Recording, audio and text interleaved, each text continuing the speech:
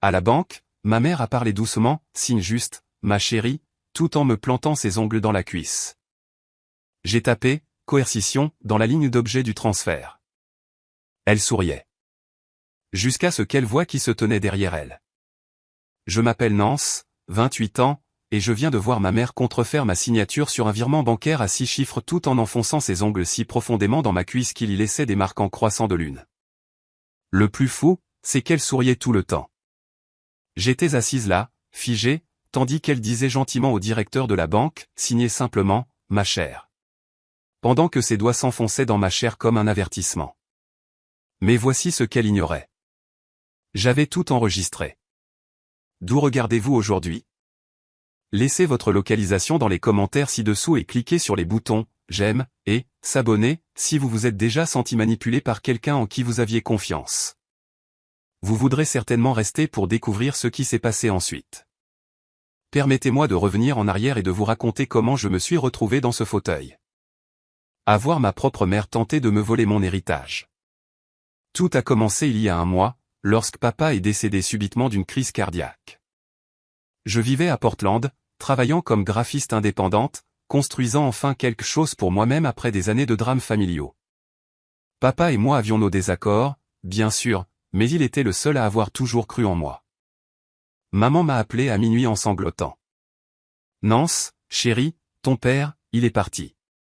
J'ai pris le premier vol pour Phoenix, le cœur brisé et l'esprit en ébullition. Les funérailles furent un flou de plats et de condoléances. Mais une chose était d'une clarté cristalline, la lecture du testament de papa. Il m'avait laissé 50 000 $ et sa collection de voitures de collection. Des voitures qu'il savait que j'aimais parce que nous avions l'habitude de travailler dessus ensemble dans le garage quand j'étais enfant. Mon frère Derek, 31 ans, a eu la maison et maman a eu tout le reste, y compris l'assurance vie de papa. Cela semblait assez juste jusqu'à ce que je voie le visage de maman lorsque l'avocat a lu ma part. Elle avait l'air de s'être fait gifler. 50 000, a-t-elle murmuré, puis plus fort, Harold a laissé 50 000 $ à cette fille pour quoi faire? Elle n'est pas venue nous voir depuis 2 ans. L'avocat s'est raclé la gorge avec malaise. Maman a continué son numéro. Derek est là tous les dimanches pour aider au jardinage, c'est un bon fils, et elle reçoit de l'argent pourquoi? Pour dessiner des images. Derek s'est contenté de hocher la tête, comme le fils à maman sans colonne vertébrale qu'il avait toujours été. 31 ans et toujours à vivre dans le sous-sol de maman, mais d'une manière ou d'une autre, il était l'enfant prodige parce qu'il n'avait jamais quitté Phoenix. Cette nuit-là, maman m'a coincé dans ma chambre d'enfant. Nance, ma chérie, j'ai réfléchi, peut-être serait-il mieux que tu me laisses investir cet argent pour toi. Tu sais à quel point le travail freelance peut être imprévisible. Elle obtenait des informations détaillées sur ma vie de ma cousine amie, qui travaillait dans une entreprise de marketing à Portland et connaissait des gens dans mon secteur. Je pourrais le placer dans un certificat de dépôt, quelque chose de sûr et stable. Je lui ai dit que j'y penserais, mais honnêtement, quelque chose clochait. La façon dont elle avait réagi au bureau de l'avocat, l'inquiétude soudaine pour mon avenir financier, tout cela ne tenait pas debout. Maman ne s'était jamais souciée de mon argent auparavant parce que je n'en avais jamais eu. Le lendemain matin, elle était différente. Douce comme un agneau, elle préparait mon petit déjeuner préféré, me posait des questions sur mon travail à Portland. Tu sais, ma chérie, peut-être devrais-tu revenir à la maison. Derek pourrait avoir besoin de compagnie, et le logement est si cher partout ailleurs. Derek leva les yeux de ses céréales et hocha la tête avec enthousiasme. Bien sûr qu'il l'a fait. Mais voici le problème. Je n'étais plus la petite fille effrayée qui se cachait dans sa chambre quand maman faisait des siennes. Portland m'avait changé. J'avais des amis là-bas. Des clients qui respectaient mon travail, une vie qui m'appartenait. Et maintenant, j'avais le cadeau de papa, sa façon de dire qu'il était fier de ce que j'avais construit. Merci, mais j'aime ma vie à Portland, ai-je dit, observant son sourire se crisper légèrement sur les bords. C'est à ce moment-là que j'ai su que quelque chose n'allait vraiment pas. Les tactiques de manipulation de maman ont commencé dès le lendemain. Et honnêtement, elles étaient si évidentes que j'ai failli rire. Presque. Elle a commencé par me culpabiliser sur la loyauté familiale et est passée à des menaces subtiles concernant mes choix de vie douteux à Portland. Traduction, je sortais avec des femmes et elles n'avaient jamais vraiment accepté cela. Ton père voudrait que tu sois intelligente avec son cadeau, dit-elle au petit déjeuner, remuant son café avec une intensité qui en disait long. Il a travaillé si dur pour cet argent. Le gaspiller dans un appartement dans la grande ville lui briserait le cœur. Gaspiller, n'est-ce pas? Parce que payer un loyer et construire une vie, c'était gaspiller. Derek intervint avec sa brillance habituelle. Maman a raison, Nance. Tu te souviens quand tu as acheté cette voiture à l'université et qu'elle est tombée en panne? Tu n'es pas vraiment Warren Buffett. La voiture qui était tombée en panne parce qu'elle avait 15 ans et que je ne pouvais me permettre que $1 500 pour le transport. Mais bien sûr, Derek, ça fait de moi une irresponsable financière. Ce qui m'agaçait vraiment, c'est la façon dont elle ne cessait de parler de Portland comme si c'était une sorte d'erreur. Cette ville est si chère, ma chérie. Et ces gens avec qui tu vis, sont-ils vraiment ton genre de personne? Mon genre de personne? Elle voulait dire les personnes gays, les personnes libérales, les personnes qui ne pensaient pas que je devais m'excuser d'exister. Au 3e jour, elle n'essayait même plus d'être subtile. Elle s'était positionnée en victime dans ce scénario, versant de vraies larmes sur son inquiétude pour mon avenir. Je ne veux juste pas que tu finisses seule et fauchée. Ma chérie, les femmes de ton âge ont besoin de sécurité. Il faut penser à s'installer. Le commentaire sur « s'installer » était culotté, venant de quelqu'un dont l'idée d'une relation stable était de rester mariée à un homme dont elle se plaignait depuis 35 ans. Mais je me suis mordu la langue parce que nous étions censés pleurer papa, pas nous battre sur mes choix de vie. Puis vint la phase de recherche. Maman s'est soudainement intéressée de très près à ma routine quotidienne, posant des questions détaillées sur mon emploi du temps, mon contrat de location, mon compte d'épargne. Elle en savait plus qu'elle n'aurait dû. Ma cousine amie lui avait fourni des informations sur le coût de la vie à Portland, les tarifs typiques de mon secteur, même des détails sur mon appartement que je n'avais jamais partagé. Juste par curiosité, disait-elle avec ce faux sourire mielleux. Je veux mieux comprendre ta vie. Derek était aussi son petit espion, me posant des questions qui ressemblaient étrangement à celles que maman avait posées. Alors, Jean, tu as un colocataire? Ça doit être cher de vivre seul. Et tu es freelance, n'est-ce pas? Ça doit être imprévisible au niveau des revenus. J'ai commencé à prêter attention à leur conversation quand ils pensaient que je n'écoutais pas. Des voix chuchotantes dans la cuisine après le dîner. Un silence soudain quand j'entrais dans une pièce. Des appels téléphoniques qui se terminaient brusquement quand j'apparaissais. Quelque chose se tramait définitivement et j'avais le mauvais pressentiment que cela impliquait mon héritage. Le point de rupture est arrivé le 5e jour. Je faisais mes valises pour retourner à Portland quand maman a fait son coup. Elle s'est assise sur mon lit, me regardant plier mes vêtements avec cette expression triste et martyrisée. Nance, je dois te dire quelque chose. Derek et moi avons discuté et nous sommes inquiets que tu emportes cet argent en Oregon. Elle a fait une pause pour un effet dramatique. Il y a des gens là-bas qui pourraient profiter de quelqu'un comme toi, de quelqu'un comme moi. Qu'est-ce que tu veux dire exactement par là, maman? Eh bien, tu sais, les jeunes femmes, surtout celles qui sont différentes. Elles peuvent être des cibles pour les escrocs.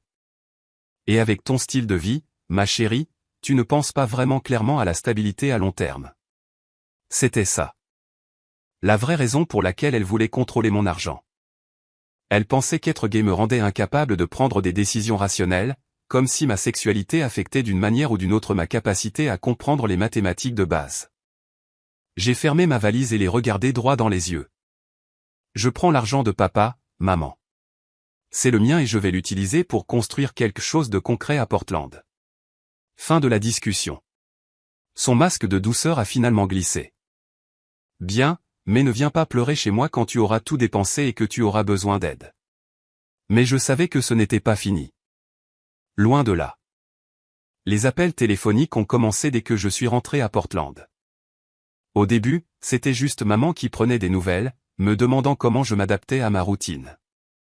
Gentille, inquiète, tout à fait normal. Puis ça a commencé à devenir bizarre. Chérie, je parlais à mon conseiller financier de ta situation, dit-elle lors du 3e appel.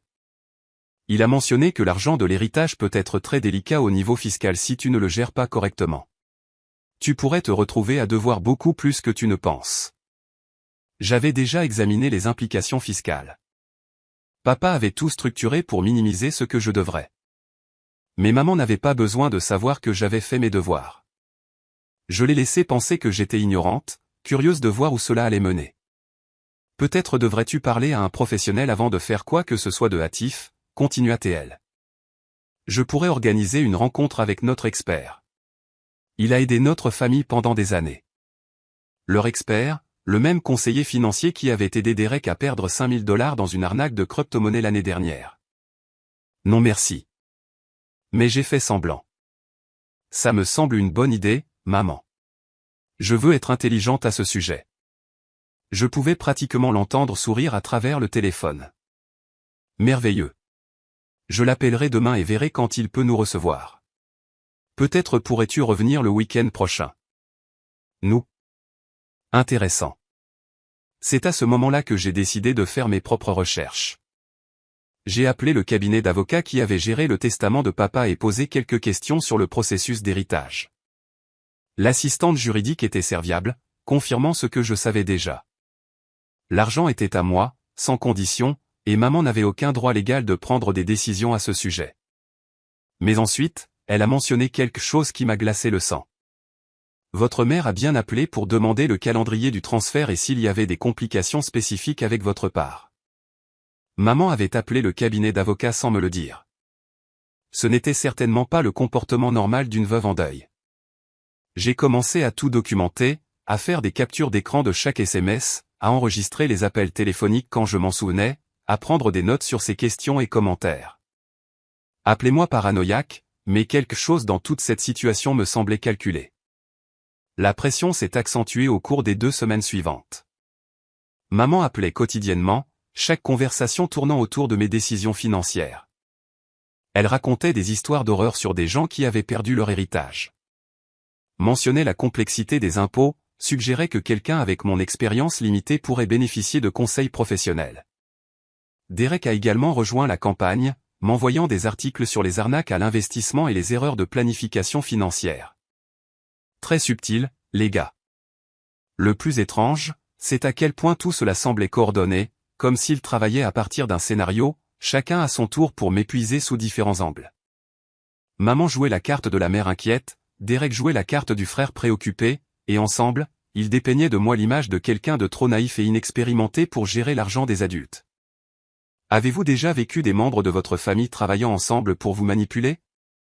C'est ce sentiment étrange de réaliser que des personnes en qui vous avez confiance ont comploté dans votre dos, vous traitant comme un problème à résoudre plutôt que comme une personne à respecter. Puis vint l'ultimatum déguisé en invitation. Nance, ma chérie, j'ai fixé ce rendez-vous avec le conseiller financier pour vendredi prochain à 14h. J'ai pris ton vol. Derek viendra te chercher à l'aéroport. On peut en faire un week-end comme au bon vieux temps. Elle avait réservé mon vol sans me demander, comme si j'avais 12 ans et que j'allais en colonie de vacances. Maman, je n'ai pas accepté de revenir le week-end prochain. J'ai des engagements professionnels ici. Long silence. Puis d'une voix que je connaissais depuis l'enfance, celle qui ne plaisantait pas.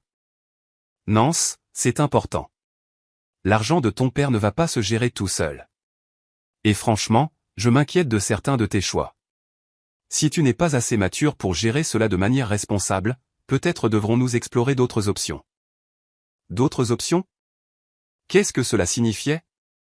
Quelles autres options, maman? Eh bien, ma chérie, si tu n'es pas capable de prendre des décisions financières saines, il pourrait y avoir des moyens de protéger cet argent jusqu'à ce que tu sois prête. Mes mains ont commencé à trembler. Me menaçait-elle vraiment d'une action en justice pour prendre le contrôle de mon héritage? Cette nuit-là, je n'ai pas pu dormir. Je n'arrêtais pas de penser au ton de maman, à l'intérêt soudain de Derek pour mes finances, à la campagne de pression coordonnée. Il ne s'agissait pas de me protéger ou de m'aider à prendre de bonnes décisions. Il s'agissait de contrôle et j'allais découvrir exactement ce qu'ils préparaient. J'ai décidé de les prendre à leur propre piège. Si maman voulait que je revienne pour une réunion de planification financière, très bien. Mais je n'allais pas y aller à l'aveuglette. Tout d'abord, j'ai contacté une avocate à Portland, une amie d'une amie spécialisée dans le droit de la famille et les questions successorales. Je lui ai expliqué la situation, héritage de mon père, pression de ma mère pour la laisser le gérer, menace vague de protection si je n'étais pas assez responsable. Votre mère n'a aucune légitimité légale pour contrôler l'argent que votre père vous a laissé spécifiquement, m'a dit Jennifer lors de notre consultation. Mais les familles essaient parfois des approches créatives comme convaincre quelqu'un de placer volontairement de l'argent dans une fiducie ou de céder une procuration financière. Cela ne me plaisait pas. À quoi devrais-je faire attention? À tout document qu'ils veulent que vous signiez, surtout dans une banque ou chez un avocat. Et soyez prudente en ne signant rien sous pression. Documentez tout si vous le pouvez. J'ai réservé le vol pour Phoenix, mais j'ai aussi pris des précautions. J'ai activé des alertes sur tous mes comptes bancaires, changé mes mots de passe et m'assuré que l'argent de mon héritage était toujours en sécurité là où l'avocat de papa l'avait transféré. Tout semblait normal, mais je ne pouvais pas me débarrasser du sentiment que quelque chose allait très mal tourner. Derek est venu me chercher à l'aéroport vendredi après-midi, et j'ai immédiatement remarqué qu'il agissait étrangement, plus attentionné que d'habitude, posant beaucoup de questions sur mon état, si j'avais été stressé récemment, si je dormais bien. Tu as l'air fatigué, Nance. Tu prends soin de toi. Depuis quand Derek se souciait-il de mon bien-être? C'était le même frère qui avait l'habitude de mettre des punaises sur ma chaise de bureau et de dire à maman que je mentais quand je m'en plaignais. Je vais bien, Derek. Juste occupé par le travail, n'est-ce pas? Le truc du freelance. Ça doit être vraiment stressant, de ne pas savoir d'où vient ta prochaine paie. Pas étonnant que tu aies l'air épuisé. Je n'avais pas l'air épuisé. J'avais l'air d'une personne qui avait passé 3 semaines à faire face à des membres de sa famille manipulateurs. Mais là n'était pas la question. Quand nous sommes arrivés chez maman, elle avait clairement préparé ma visite. Des fleurs fraîches dans mon ancienne chambre, mon dîner préféré en train de cuire, toute la routine de la déesse domestique. Mais il y avait quelque chose de théâtral, comme si elle essayait de créer le cadre parfait pour tout ce qu'elle avait prévu. Comment s'est passé ton vol, ma chérie? Tu as l'air fatiguée. Tu manges assez? Tu sembles mince. C'était encore là. Cette inquiétude soudaine pour ma santé et mon bien-être. Comme s'il construisait un récit sur quelque chose. Je vais bien, maman. Juste excitée d'en apprendre davantage sur la planification financière. Elle a rayonné à cette réponse. Oh, bien. Monsieur Henderson est un homme si compétent. Il va nous aider à trouver la meilleure façon de protéger le cadeau de ton père. Nous protéger.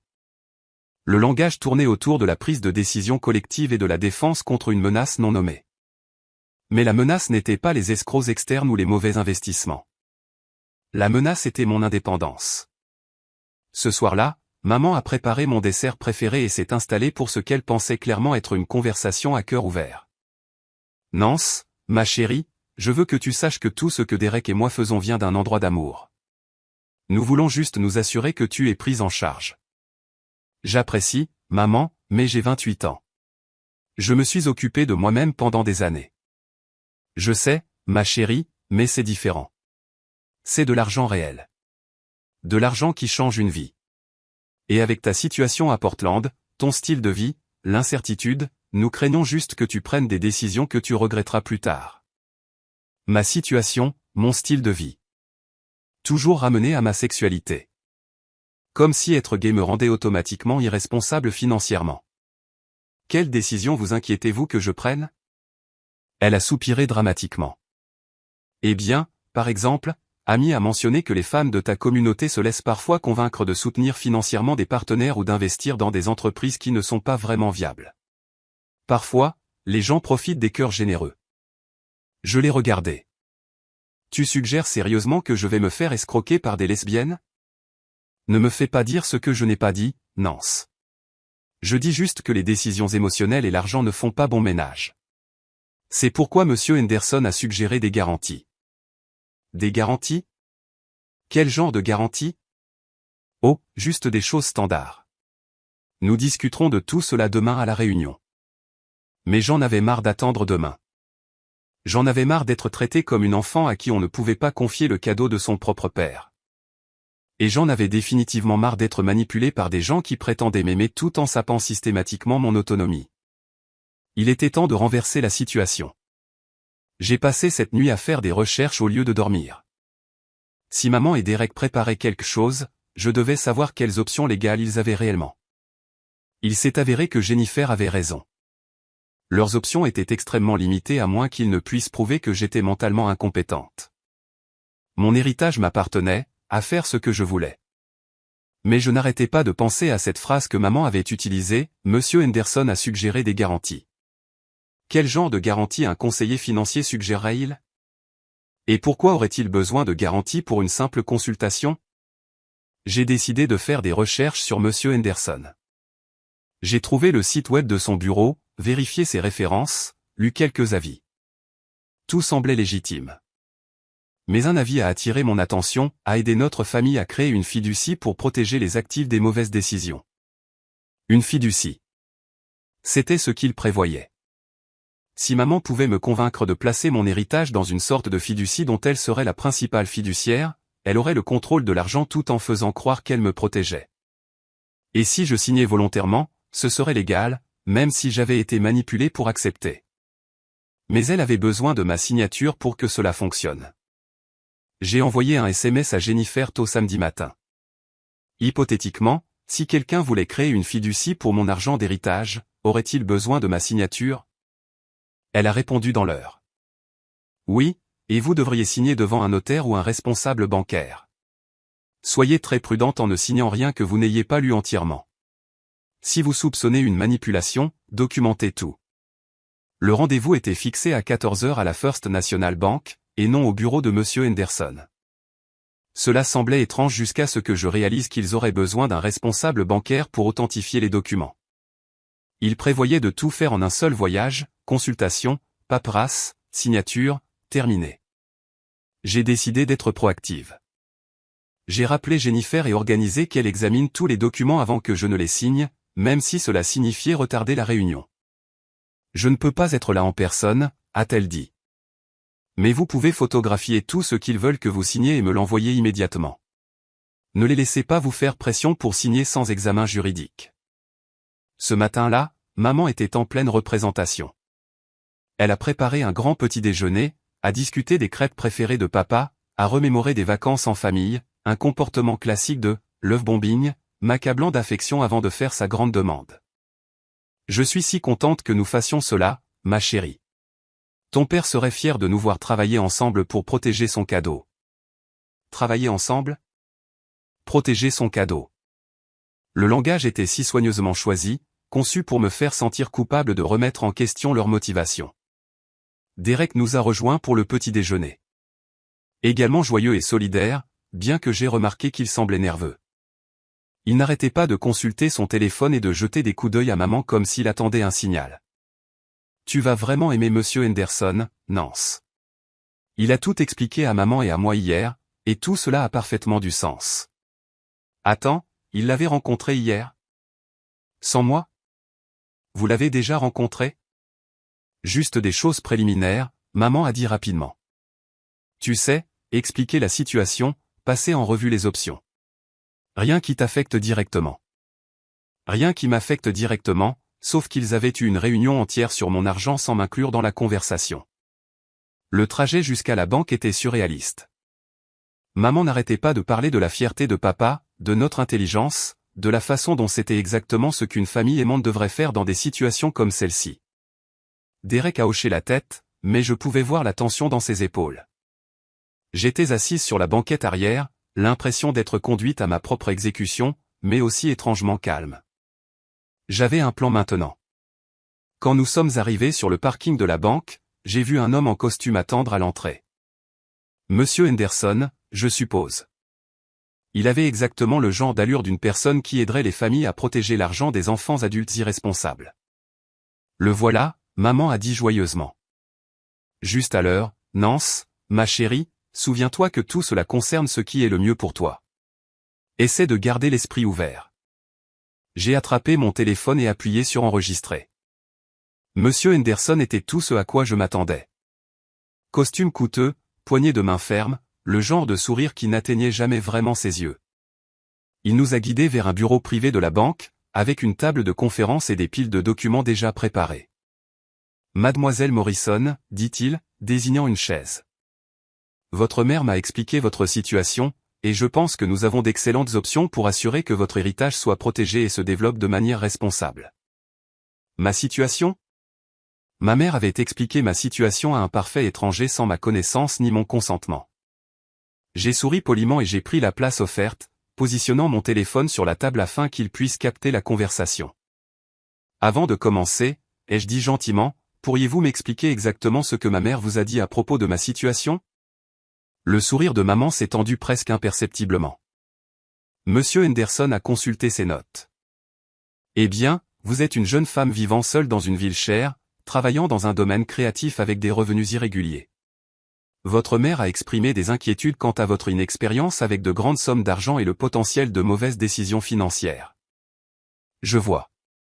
Et quel genre de protection suggérez-vous? Monsieur Henderson a commencé sa présentation, sortant des documents et des graphiques.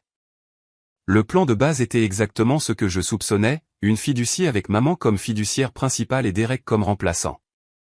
Je recevrais une allocation mensuelle avec des déboursements plus importants nécessitant l'approbation du fiduciaire pour des choses comme l'éducation, le logement ou des investissements appropriés. De cette façon, a-t-il expliqué, votre héritage est protégé des mauvaises décisions tout en vous offrant une sécurité financière. Et si vos circonstances changent, si vous vous mariez ou décidez de poursuivre un emploi plus stable, la fiducie peut être modifiée en conséquence. Un emploi plus stable. Les conditions d'accès à l'argent de mon propre père dépendaient d'une vie qu'ils approuvaient. À combien s'élèverait mon allocation mensuelle?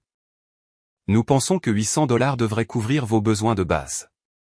$800. À Portland. Mon loyer seul était de $1,200. Cela ne couvrira pas mon loyer, monsieur Henderson. Maman a sauté sur l'occasion. Eh bien, ma chérie, c'est en partie le but. Tu pourrais revenir à la maison ou trouver un endroit plus abordable. La fiducie est conçue pour encourager les choix responsables. Encourager les choix responsables, comme emménager à nouveau avec ma mère manipulatrice et abandonner la vie que je m'étais construite. Et qui prend les décisions sur ce qui constitue un choix responsable? Le fiduciaire, votre mère, en consultation avec le conseiller financier. C'est moi.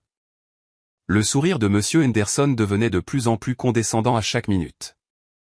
J'ai regardé les documents étalés sur la table. Documents légaux, formulaires de virement bancaire, accords de fiducie, tous préparés à l'avance, tous nécessitant ma signature pour être effectifs. C'est beaucoup à traiter, ai-je dit lentement. Pourrais-je prendre un peu de temps pour tout examiner? Le masque de maman a complètement glissé. Nance, ma chérie, monsieur Henderson a pris du temps sur son week-end pour nous rencontrer. La banque est ouverte spécialement pour ce rendez-vous. Ce serait impoli de faire perdre du temps à tout le monde. Derek s'est penché en avant. De plus, plus vite nous mettons cela en place, plus vite ton argent sera protégé. Et si quelque chose lui arrivait pendant que nous attendons? Que pourrait-il arriver à de l'argent dans mon compte d'épargne? Mais je n'ai pas demandé parce que je pouvais voir où cela allait mener. Ils avaient planifié tout ce scénario pour créer de la pression, pour me faire sentir coupable d'ennuyer les gens, pour me pousser à signer avant que je ne puisse réfléchir. Eh bien, ai-je dit, ramassant un stylo et prenant des photos des documents avec mon téléphone. Je suppose que si vous avez tous mis tant d'efforts pour me protéger. J'ai commencé à envoyer les photos à Jennifer pendant que maman et monsieur Henderson échangeaient des regards satisfaits. Mon téléphone a vibré avec une réponse. Ne signez pas. C'est de l'abus financier. Partez maintenant. En fait, ai-je dit, posant le stylo. Je voudrais que mon avocat examine ces documents en premier. La température dans la pièce a chuté d'environ 20 degrés Celsius. Votre avocat? La voix de maman était dangereusement silencieuse. Oui. J'ai consulté un avocat avant de venir ici juste pour m'assurer de comprendre mes droits. Elle examine les documents en ce moment. À la banque, ma mère a parlé doucement, signe juste, ma chérie, tout en me plantant ses ongles dans la cuisse. J'ai tapé, coercition, dans la ligne d'objet du transfert. Elle souriait jusqu'à ce qu'elle voie qui se tenait derrière elle, parce que mon téléphone sonnait et la voix de Jennifer a rempli la pièce par le haut-parleur. Nance, j'ai examiné les documents. Cette fiducie donnerait à votre mère un contrôle total sur votre héritage sans aucune surveillance. En aucun cas, vous ne devez signer quoi que ce soit. S'ils vous font pression, vous devez partir immédiatement. Monsieur Henderson a commencé à rassembler les papiers. Peut-être devrions-nous reporter le rendez-vous lorsque tout le monde aura eu le temps de réfléchir plus clairement. Mais maman n'était pas prête à abandonner. Ses ongles s'enfonçaient dans ma cuisse sous la table alors qu'elle se penchait et chuchotait, « Signe juste, ma chérie. Nous pourrons régler les détails plus tard. » J'ai regardé sa main sur ma jambe, puis son visage, toujours arborant ce doux sourire pour le bénéfice de Monsieur Henderson. C'est là que j'ai réalisé que cela n'avait jamais été une question de me protéger. C'était une question de contrôle, pure et simple. Je me suis levé lentement, ramassant mes affaires. Je pense que nous en avons terminé ici. Le trajet de retour vers la maison de maman a été les 20 minutes les plus inconfortables de ma vie. Le silence était si épais qu'on aurait pu le couper au couteau, et je sentais la rage de maman irradier depuis le siège du conducteur comme la chaleur d'une fournaise. Derek ne cessait de jeter des regards nerveux entre nous, essayant probablement de comprendre comment tout avait pu si mal tourner. Il s'attendait à un agréable moment en famille où nous travaillerions tous ensemble pour m'aider, et au lieu de cela, il avait été témoin de la première véritable aperçu de la vraie nature de maman. « Je n'arrive pas à croire que tu m'aies humilié comme ça, » dit enfin maman alors que nous entrions dans l'allée.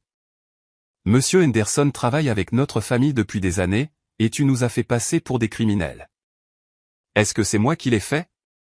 Ou est-ce que j'ai simplement refusé de céder mes droits sur mon propre argent? » Elle a claqué la portière de la voiture assez fort pour faire trembler les fenêtres. « Tes droits, Nance, tu as 28 ans, sans épargne, sans revenu stable, et sans vrai plan pour l'avenir. Comment est-ce un crime de te protéger de ton propre mauvais jugement? » Nous étions maintenant dans l'allée, et je pouvais voir des voisins commencer à jeter un coup d'œil à travers leurs rideaux.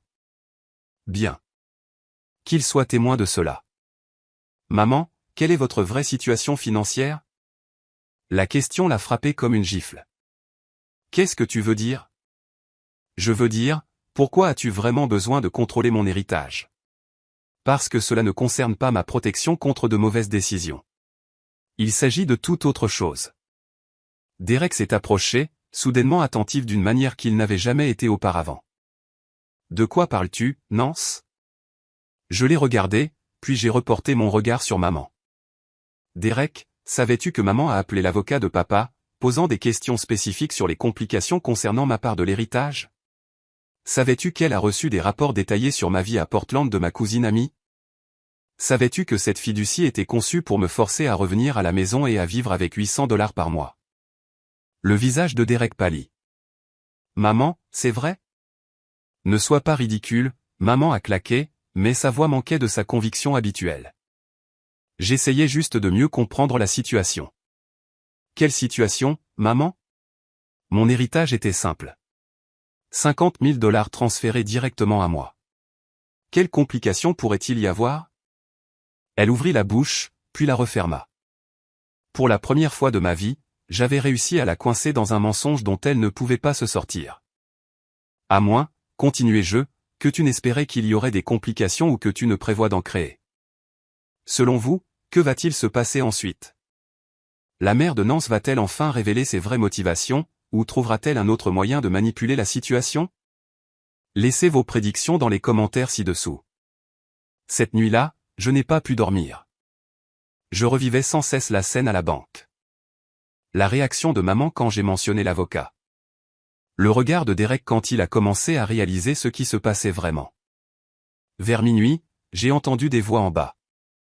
Maman et Derek avaient une sorte de discussion animée dans la cuisine. Je me suis glissé en haut des escaliers pour écouter. Ça n'aurait jamais dû être si compliqué, disait Derek.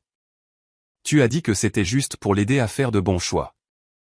Il s'agit de l'aider, la voix de maman était tendue. Tu ne comprends pas, Derek. Si elle emmène cet argent à Portland et le gaspille, elle n'aura plus rien. Pas de sécurité, pas de plan de secours. Au moins, si c'est dans une fiducie, elle aura toujours quelque chose. Mais 800 $ par mois? Maman, ce n'est pas assez pour vivre nulle part, encore moins à Portland. C'est suffisant si elle revient à la maison, où est sa place? Voilà. Le vrai plan. Non pas protéger mon argent, mais utiliser mon argent pour me forcer à revenir sous son contrôle. Et si elle ne veut pas revenir à la maison? Derek demanda doucement. Longue pause. Alors elle le fera quand elle réalisera qu'elle n'a pas d'autre choix. J'en avais assez entendu. Je suis retourné dans ma chambre et j'ai commencé à faire mes valises. Il était inutile de rester pour le reste du week-end. Je savais tout ce que j'avais besoin de savoir maintenant. Mais en pliant mes vêtements, quelque chose me tracassait. Le désespoir de maman à la banque, la pression pour signer immédiatement. Le fait qu'elle planifiait cela depuis les funérailles de papa, cela ressemblait à plus que de simples problèmes de contrôle. Cela ressemblait à une urgence, comme si elle avait besoin de cet argent pour quelque chose de précis. J'ai confronté Derek le lendemain matin pendant que maman était sous la douche. Il était assis à la table de la cuisine, fixant sa tasse de café comme si elle contenait les réponses aux mystères de la vie. « Derek, je dois te demander quelque chose et j'ai besoin que tu sois complètement honnête avec moi. » Il a levé les yeux et j'ai été surprise de voir à quel point il avait l'air fatigué, comme s'il n'avait pas dormi non plus. « D'accord. Quelle est la vraie situation financière de maman ? » Il est resté silencieux si longtemps que j'ai cru qu'il n'allait pas répondre. Puis, ce n'est pas bon, Nance. Mon estomac s'est noué. À quel point pas bon ? Derek s'est frotté le visage à deux mains. Après la mort de papa, j'ai commencé à l'aider avec les factures et les papiers. C'est là que j'ai tout découvert. Tout quoi ? Des dettes de cartes de crédit. Beaucoup. Et elle a emprunté sur la maison pour couvrir les paiements. Combien de dettes ? Environ 40 000 $. 40 000 $. Presque exactement la valeur de mon héritage. Derek, s'il te plaît, dis-moi qu'elle ne prévoyait pas d'utiliser mon argent pour payer ses dettes. Il n'a pas voulu me regarder. Elle a dit que ce ne serait que temporaire, comme un prêt. Une fois qu'elle aurait réglé les choses, elle le rembourserait par le biais de la fiducie. J'ai eu l'impression d'avoir reçu un coup de poing dans l'estomac. Mais en regardant ces papiers hier, il n'y avait aucun mécanisme pour rembourser quoi que ce soit. N'est-ce pas ? Non, murmura-t-il. Il n'y en avait pas. Cela éclairait tout d'un jour complètement différent. Maman n'essayait pas seulement de me contrôler. Elle essayait de me voler pour couvrir ses propres erreurs financières. Toutes ces leçons sur la responsabilité et les bons choix, alors que c'était elle qui avait pris des décisions terribles et avait besoin d'être renflouée. Qu'est-ce qu'elle a fait avec 40 000 $? Le visage de Derek se froissa. Un truc d'investissement dans lequel son amie Margaret l'avait entraîné. Elles achetaient des maisons pour les rénover et les revendre, mais le marché s'est effondré et maintenant elle est coincée avec des paiements sur des propriétés qui ne se vendent pas. Je me suis souvenu de Margaret, l'amie du club de bridge de maman qui avait toujours une nouvelle idée pour s'enrichir rapidement. Papa avait l'habitude de plaisanter en disant que Margaret pouvait vendre de la glace aux ours polaires, mais ce n'était plus drôle. Derek, pourquoi ne m'as-tu rien dit de tout ça avant ? Il haussa les épaules, l'air honteux. Elle m'a fait promettre de ne pas t'inquiéter pendant ton deuil. Elle a dit que tout irait bien si nous suivions simplement le plan. Et honnêtement, je l'ai cru. Maman a toujours été si douée pour gérer les choses, pour avoir toutes les réponses.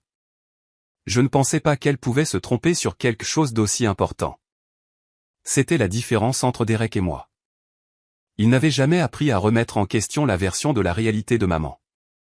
J'avais été forcé de développer cette compétence au fil des années à être le bouc émissaire et à être manipulé.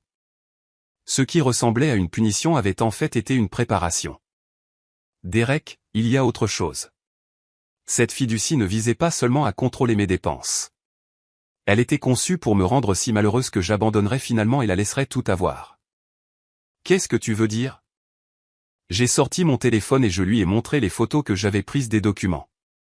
Regarde la clause de succession. Si quelque chose m'arrivait, tu hériterais de tout ce qui se trouve dans la fiducie.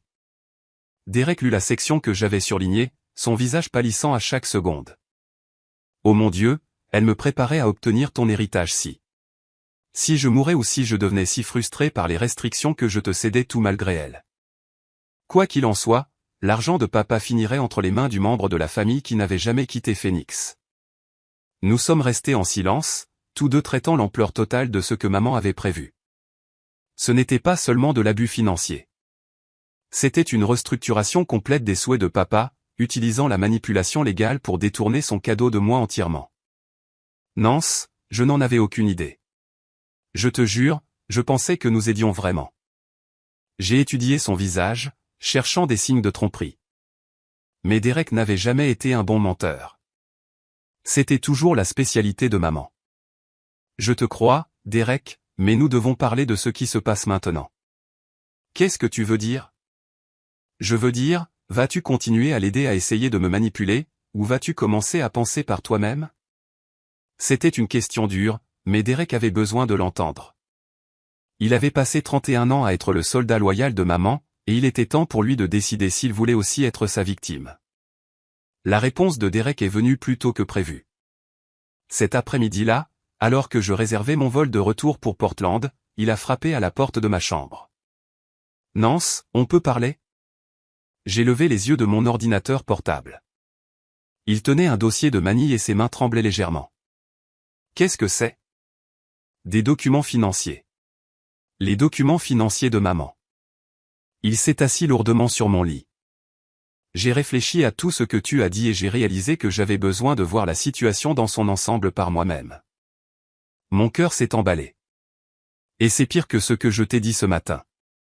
Il a ouvert le dossier et a sorti des relevés bancaires, des factures de carte de crédit, des documents de prêt, les 40 000 $ de dette de carte de crédit.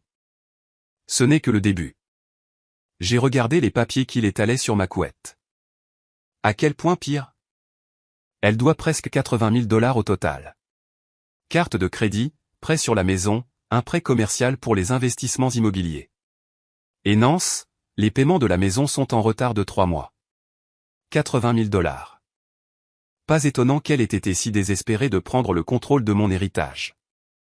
Derek, depuis combien de temps ça dure?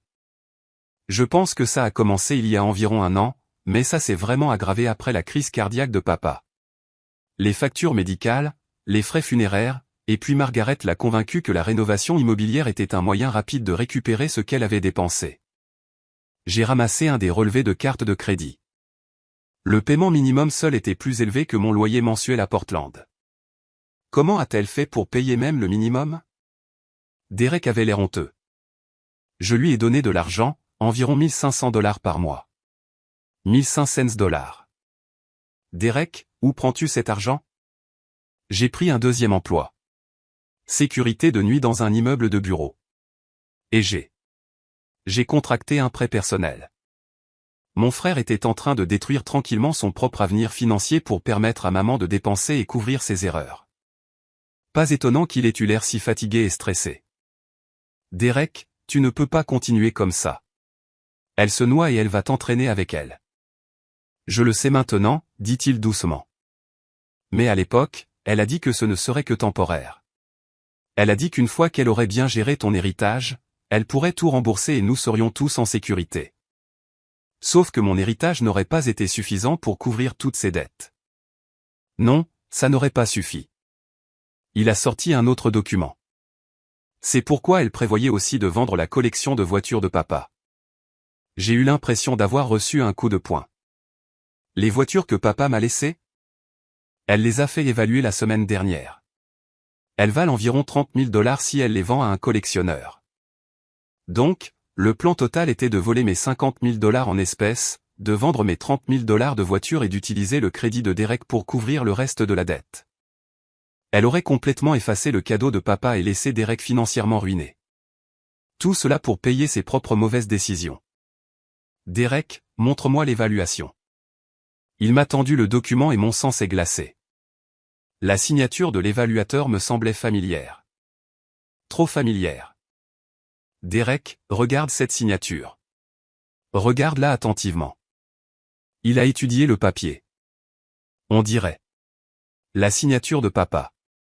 C'est parce que c'est la signature de papa, ou la version de maman. J'ai sorti mon téléphone et j'ai commencé à prendre des photos de tous les documents. Derek, je pense que maman a falsifié la signature de papa sur des choses. Pas seulement cette évaluation, mais probablement d'autres documents aussi. Derek est resté immobile. Quel genre d'autres documents? Je ne sais pas encore, mais quelqu'un qui est prêt à falsifier une signature est probablement prêt à en falsifier d'autres. Je l'ai regardé sérieusement. Derek, je dois te demander quelque chose, et j'ai besoin que tu me dises la vérité. Penses-tu que maman m'aurait vraiment remboursé si j'avais signé cette fiducie? Il est resté silencieux un long moment, fixant les documents financiers étalés sur mon lit. Finalement, non, je ne pense pas qu'elle l'aurait fait. Je pense qu'une fois qu'elle aurait eu le contrôle de ton argent, elle aurait trouvé des raisons pour lesquelles le rembourser serait irresponsable ou impossible. Et toi? Penses-tu qu'elle se soucie du gouffre financier dans lequel elle t'a mis? Un autre long silence. Je pense que maman se soucie de maman et elle est très douée pour faire passer les problèmes des autres pour leur propre faute. C'était la première fois que j'entendais Derek critiquer maman directement. Peut-être y avait-il de l'espoir pour lui après tout. Derek, je vais te demander de faire quelque chose et ce sera vraiment difficile. Quoi? Je veux que tu arrêtes de lui donner de l'argent. Je veux que tu arrêtes de la soutenir dans ça et je veux que tu m'aides à découvrir quels autres documents elle aurait pu falsifier. Derek me fixa un long moment. Si je fais ça, elle perdra la maison. Derek, elle va perdre la maison de toute façon. La seule question est de savoir si elle t'entraîne avec elle. Il hocha lentement la tête. D'accord, par où commençons-nous? Les quelques heures qui suivirent furent comme un travail d'archéologie, sauf qu'au lieu de déterrer d'anciennes civilisations, nous déterrions des couches de la tromperie de maman. Derek avait accès à l'ancienne armoire de classement de papa, et nous avons examiné chaque document méthodiquement. Ce que nous avons trouvé était troublant. 3 mois avant la mort de papa, quelqu'un avait signé son nom sur un prêt hypothécaire de $30 000. La signature ressemblait à celle de papa, mais l'écriture sur le formulaire de demande était bien celle de maman.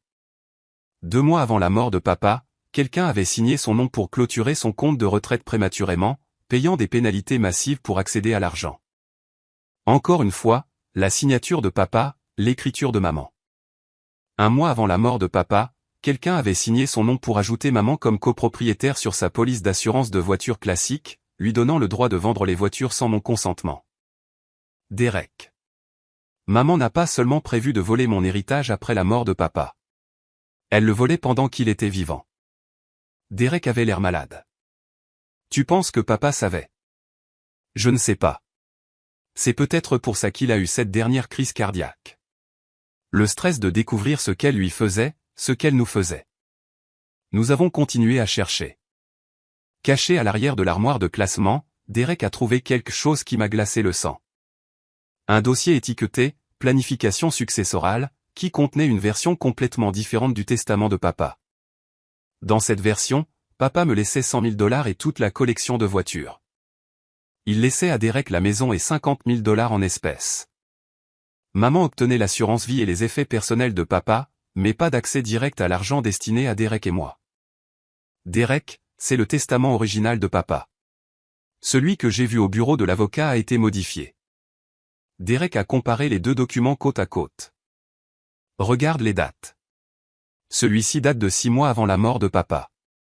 Celui que nous avons vu était censé être signé 1 mois avant sa mort. Mais regarde les signatures. Elles sont identiques. Exactement identiques. Derek fixa les papiers. On ne peut pas signer son nom exactement de la même manière 2 fois, n'est-ce pas? Pas à moins de le tracer. Derek, je pense que maman a falsifié la signature de papa sur un testament complètement nouveau, réduisant mon héritage et se donnant plus de contrôle sur la succession. Nous sommes restés dans un silence stupéfait, entourés de preuves de fraude systématique qui avaient commencé alors que papa était encore en vie, et avaient continué après sa mort. Maman n'avait pas seulement essayé de me manipuler. Elle volait notre famille depuis des mois.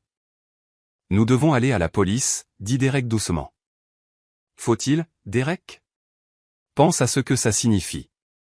Maman va en prison. Tu perds la maison de toute façon et notre famille implose complètement. Nance, elle a volé papa pendant qu'il mourait. Elle t'a volé. Elle me manipulait pour que je lui donne de l'argent que je n'ai pas. Quand est-ce que ça s'arrête? Il avait raison. Mais je devais réfléchir à toutes les implications. D'accord, mais d'abord, je veux sécuriser mon héritage réel. Si ce testament original est valide, je devrais obtenir $100 000, pas 50. Comment faisons-nous cela? Nous apportons tout cela à un avocat spécialisé en succession, quelqu'un qui peut examiner les documents et déterminer quel testament est légitime. Derek hocha la tête. Et ensuite? Ensuite nous décidons de porter plainte en fonction de ce que l'avocat dira sur nos options. J'ai appelé Jennifer et lui ai expliqué ce que nous avions découvert. Elle a recommandé un avocat spécialisé en succession à Phoenix qui pourrait nous rencontrer le lendemain. Nance, il s'agit potentiellement d'une fraude criminelle, Mais c'est aussi une question de succession complexe. Vous avez besoin de quelqu'un qui est spécialisé dans les testaments contestés et les questions d'homologation.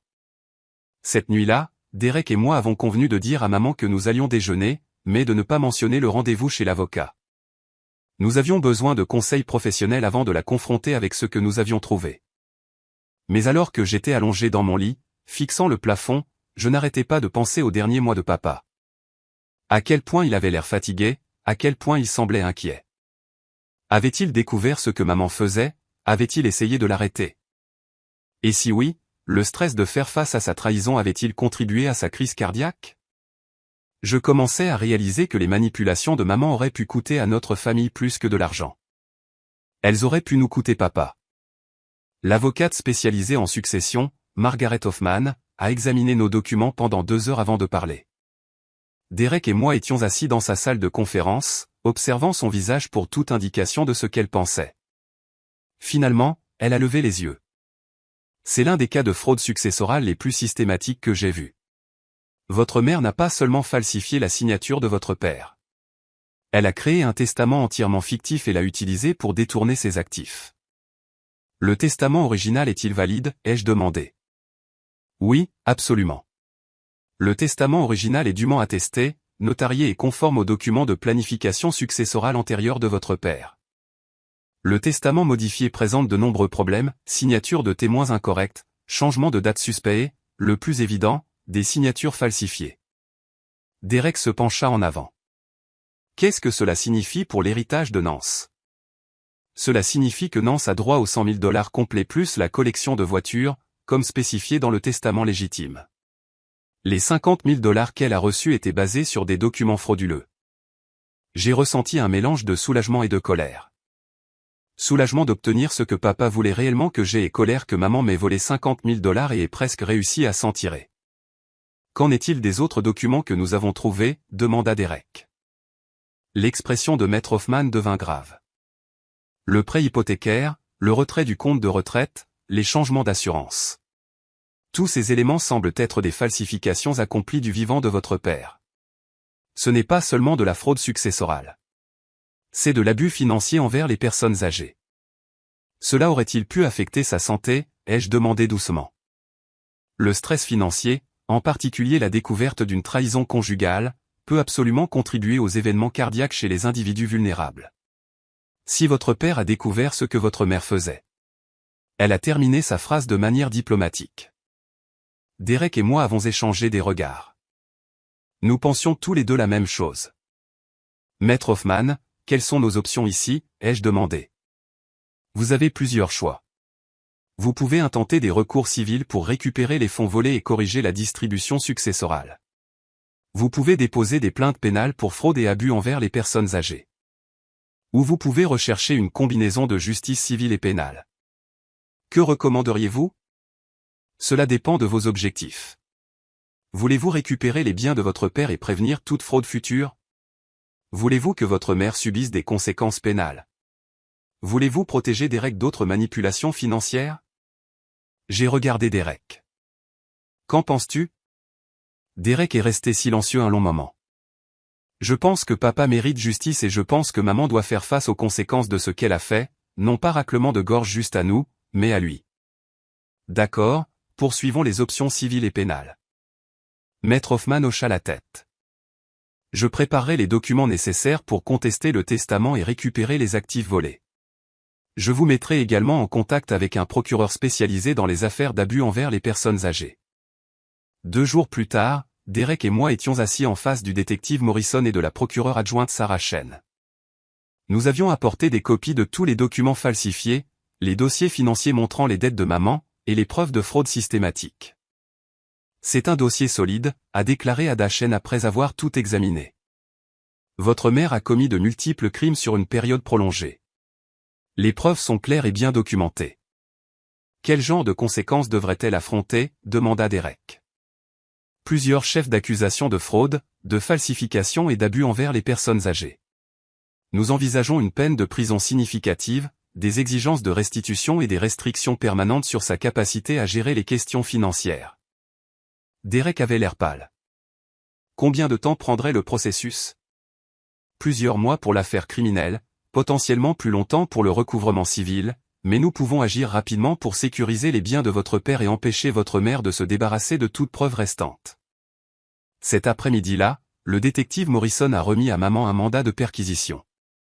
Derek et moi avons attendu dans un café en bas de la rue pendant que les policiers fouillaient la maison pour des preuves supplémentaires. Mon téléphone a sonné. C'était le détective Morrison. Mademoiselle Morrison, nous avons trouvé quelque chose que vous devez savoir. Votre mère avait recherché des moyens de vous faire déclarer mentalement incompétente. Elle avait imprimé des articles sur les lois de tutelle, des formulaires d'évaluation psychiatrique et des notes sur la manière de monter un dossier pour incapacité financière. Mon sang s'est glacé. Elle prévoyait de me faire déclarer incompétente? Il semble que oui. La note suggère qu'elle allait argumenter que vos choix de style de vie et votre inexpérience financière vous rendaient incapable de gérer de grandes sommes d'argent.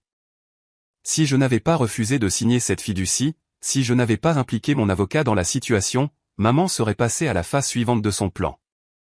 Elle aurait essayé de me faire déclarer légalement incompétente, lui donnant un contrôle permanent sur mon héritage et potentiellement sur toute ma vie. Détective, il y a autre chose. Ma mère a reçu des informations détaillées sur ma vie à Portland de ma cousine amie.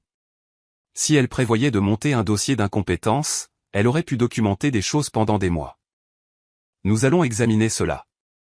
Mademoiselle Morrison, vous avez fait la bonne chose en lui tenant tête. Si vous aviez signé ces documents, il aurait été beaucoup plus difficile de vous protéger légalement. Quand Derek et moi sommes rentrés à la maison, maman était assise dans le salon avec son avocate, l'air vaincu pour la première fois de ma vie. Nance, dit-elle en entrant, nous devons parler. En fait, maman, je pense que nous avons dépassé le stade de la discussion. Il est temps que tu fasses face aux conséquences de tes actes. Elle me regarda avec quelque chose que je n'avais jamais vu auparavant, une peur réelle. Elle avait passé tant d'années à contrôler tout le monde autour d'elle qu'elle avait oublié ce que c'était que d'être impuissante. J'essayais de te protéger, dit-elle faiblement. Non, maman.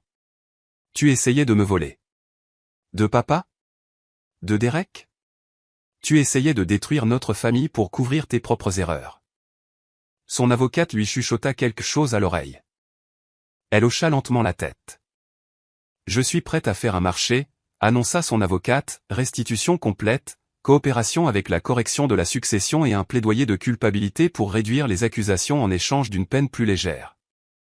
J'ai regardé Derek, puis maman. Qu'en penses-tu, Derek? Je pense que la justice ne concerne pas la vengeance. Il s'agit de s'assurer que cela ne se reproduise plus jamais. Il avait raison. Le but n'était pas de détruire maman. C'était de nous protéger et d'honorer les véritables souhaits de papa. Nous examinerons l'accord de plaidoyer, dis-je. Mais il y aura des conditions. 6 mois plus tard, j'étais assise dans mon nouveau bureau à domicile à Portland, regardant le jardin que j'avais planté avec une partie de l'argent de mon héritage. La maison était petite mais parfaite. 2 chambres, un espace studio pour mon travail de design et suffisamment de place pour la collection de voitures classiques que papa m'avait laissée. Le processus juridique avait pris plus de temps que prévu. Mais la résolution était juste. Maman a plaidé coupable de plusieurs chefs d'accusation de fraude et d'abus envers les personnes âgées, recevant 3 ans de probation, des exigences de restitution et un conseil financier obligatoire. Elle avait perdu la maison de Phoenix, mais avait évité la prison. Plus important encore, le testament original de papa avait été validé. J'ai reçu les 100 000 $ entiers qu'il m'avait destinés, plus les voitures qu'il voulait spécifiquement que j'aie. Derek a reçu ses 50 000 $ et les photos de famille et les effets personnels que papa lui avait mis de côté. L'argent avait changé ma vie d'une manière inattendue. Non seulement la sécurité financière, mais aussi la validation de la confiance de papa en moi. Il avait cru que je pouvais gérer l'indépendance et la responsabilité, et il avait eu raison. J'avais utilisé une partie de l'héritage pour étendre mon entreprise de freelance à une agence de design à part entière, me concentrant sur l'aide aux petites entreprises pour construire leur marque. Le reste a été investi de manière conservatrice, générant des intérêts tout en me donnant la liberté de prendre des risques créatifs sans me soucier de l'argent du loyer. Derek avait aussi déménagé à Portland, utilisant son héritage pour prendre un nouveau départ dans une ville où l'influence de maman ne pouvait pas l'atteindre. Il avait commencé une thérapie et apprenait lentement à prendre des décisions basées sur son propre jugement plutôt que sur la pression familiale. Je n'arrête pas de penser à ce qui se serait passé si tu avais signé ces papiers, dit-il lors d'un de nos dîners hebdomadaires.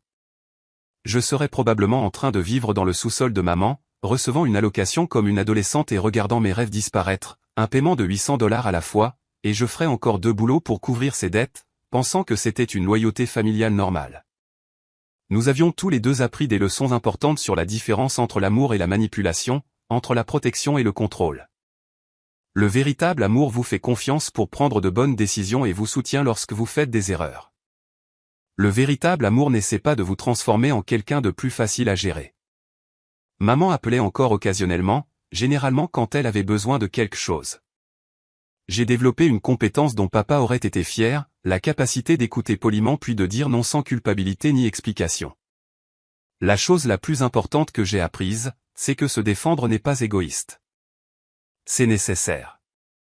La loyauté familiale ne devrait pas exiger de sacrifier votre autonomie, et l'amour ne devrait pas venir avec des conditions qui diminuent qui vous êtes. J'ai lancé un blog sur l'abus financier et la manipulation familiale, partageant mon histoire et des ressources pour d'autres personnes dans des situations similaires. La réponse a été accablante. Des centaines de personnes m'ont contacté pour partager leurs propres expériences avec des membres de leur famille qui utilisaient l'argent comme arme de contrôle. Merci de m'avoir montré que je n'étais pas folle, a écrit une femme. Ma famille m'avait convaincu que remettre en question leur aide financière faisait de moi une ingrate et une égoïste. Un autre message disait « Votre histoire m'a donné le courage d'engager mon propre avocat lorsque mes proches ont essayé de me faire pression pour que je cède ma maison. » Le blog est devenu une communauté de soutien, puis une organisation à but non lucratif, offrant des ressources et une assistance juridique aux personnes victimes d'abus financiers de la part de membres de leur famille. Ce n'était pas quelque chose que j'avais prévu, mais cela ressemblait à une extension naturelle du cadeau de papa, utiliser mon indépendance pour aider les autres à trouver la leur. À l'anniversaire de la mort de papa, Derek et moi avons pris une de ces voitures classiques pour une virée dans les montagnes de l'Oregon. C'était une belle journée, et je pouvais presque sentir la présence de papa dans le grondement du moteur et le vent à travers les fenêtres. Tu penses qu'il savait? Derek demanda alors que nous nous arrêtions à un point de vue panoramique, ce que maman préparait. Je pense qu'il soupçonnait quelque chose. C'est pourquoi il s'est assuré que son vrai testament était si clair sur ce qu'il voulait pour nous et pourquoi il t'a donné assez d'argent pour être vraiment indépendante. J'ai hoché la tête. Papa a compris que parfois, protéger quelqu'un signifie lui donner les outils pour se protéger, pas contrôler ses choix. Nous nous tenions au point de vue, regardant les montagnes et les vallées en contrebas. C'était le genre de vue qui met tout en perspective. Les problèmes qui semblaient énormes de près devenaient gérables de loin. Tu sais ce qui est le plus étrange, ai-je dit. Quoi? Je suis reconnaissante que cela se soit produit. Non pas pour la fraude ou la manipulation, mais pour la leçon. Si maman n'avait pas essayé de voler mon héritage, je n'aurais peut-être jamais appris à quel point je pouvais être forte. J'aurais peut-être passé toute ma vie à chercher l'approbation de personnes qui n'allaient jamais la donner librement. Derek a souri. Papa serait fier de ce que tu es devenu. Il serait fier de ce que nous sommes devenus tous les deux. Alors que nous retournions vers Portland, j'ai pensé à la jeune femme effrayée de 28 ans qui était assise dans cette salle de conférence de banque il y a 6 mois, regardant sa mère essayer de voler son avenir. Cette femme se sentait comme une personne différente maintenant. Non pas parce que j'avais changé fondamentalement, mais parce que j'avais finalement appris à faire confiance à mon propre jugement et à défendre ma propre valeur. L'héritage que papa m'a laissé n'était pas seulement de l'argent. C'était la permission de vivre ma vie selon mes propres termes. Et ce cadeau, plus que tout montant en dollars, m'avait libéré. Si cette histoire a résonné en vous, assurez-vous d'aimer et de vous abonner pour plus d'histoires sur la façon de surmonter la manipulation familiale et de trouver votre propre force. N'oubliez pas que vous ne devez votre indépendance à personne, peu importe comment il l'appelle. La vraie famille soutient votre croissance. Elle n'essaie pas de la contrôler. Parfois, le plus grand acte d'amour est de faire confiance à quelqu'un pour vivre sa propre vie, même lorsque vous ne comprenez pas ses choix. Papa l'a compris. Il m'a juste fallu un certain temps pour l'apprendre.